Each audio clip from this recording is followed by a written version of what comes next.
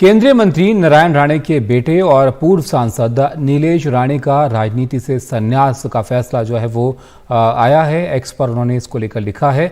वो लिखते हैं कि राजनीति में मन नहीं लगता। ये भी लिखा कि मेरे बयानों से अगर किसी को ठेस पहुंची हो तो उसके लिए माफी मांगता हूं।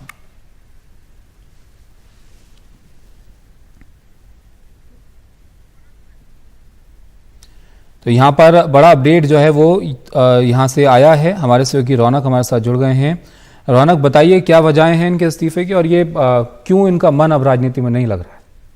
देखिए, मुख्य तौर पर बहुत ही चौंकाने वाला फैसला नीलेश राणे की तरफ से यहाँ पर जो है वो लिया गया है। मुख्य तौर पर मैं आपको बता दूं कि महाराष्ट्र के कोकण इलाके में लगातार नीलेश राणे जो है वहां पर ग्राउंड पर काम करते हुए दिख रहे थे और लगातार पार्टी के काम में हिस्सा लेना हो, बड़े नेताओं के प्रोग्राम को जमीन स्तर पर पहुंचाने का काम नीलेश राणे की तरफ से लगातार किया जा रहा था। और आज जब उन्होंने एक्स पर लिखकर इस तरह की जानकारी सार्वजनिक की तो कई उनके समर्थक भी जो है वो नाराज हुए। हालांकि फिलहाल नीलेश राणे से फोन पर किसी भी तरह का कोई संपर्क नहीं हो पाया और उनकी असली वजह क्या है ये समझ नहीं आ पाई है। लेकिन मैं आपको बता दूं कि ग्राउंड पर जो चर्चाएं चल रही है उनके इस फैसले के बाद वो ये है कि वे चाहते थे कि विधानसभा में जो मालवन कुडाल सीट है वहां पर वे अपनी उम्मीदवार बीजेपी की तरफ से चाहते थे और कई बार सार्वजनिक मंच से बीजेपी नेताओं की उपस्थिति में भी अपनी दिल की बात जो है वो रख चुके थे। लेकिन फिलहाल जिस तरह की राजनीति महाराष्ट्र में देखने को मिल रही है, ऐसे में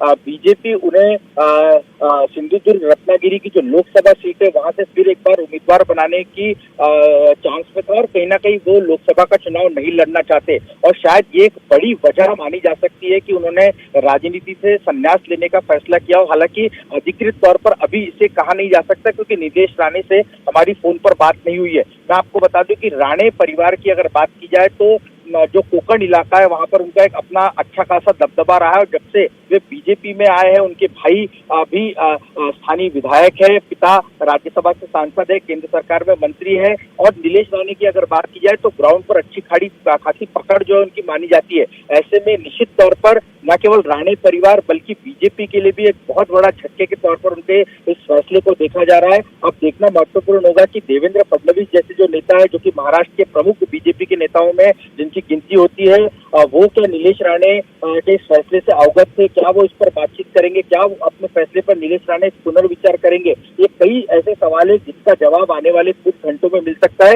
लेकिन फिलहाल की बात की जाए तो निश्चित तौर पर महाराष्ट्र की राजनीति में एक बड़ा फैसला और बीजेपी के लिए एक बड़े झटके के तौर पर नीलेश राणे का ये जो फैसला है वो देखा जा रहा है। जी, कुल जाहिर है बड़ा फैसला है। यहाँ पर रौनक, बहुत शुक्रिया आपका इस सब जानकारी के लिए। तो बड़ा अपडेट यहाँ पर महाराष्ट्र की राजनीति से जो देखने को यहाँ पर ये मिला है। पूर्व सांसद नीलेश राणे का राजनीति से संन्यास का फैसला जो है उन्होंने लिया है और एक्स पर इसके बारे में उन्होंने लिखा भी है और इसकी जानकारी उन्होंने दी है। और वो कहते हैं कि राजनीति में मन नहीं लगता है और ये भी लिखते हैं कि मेरे बयानों से अगर किसी को ठेस पहुंची हो तो उसके लिए माफ़ी मांगता हूँ।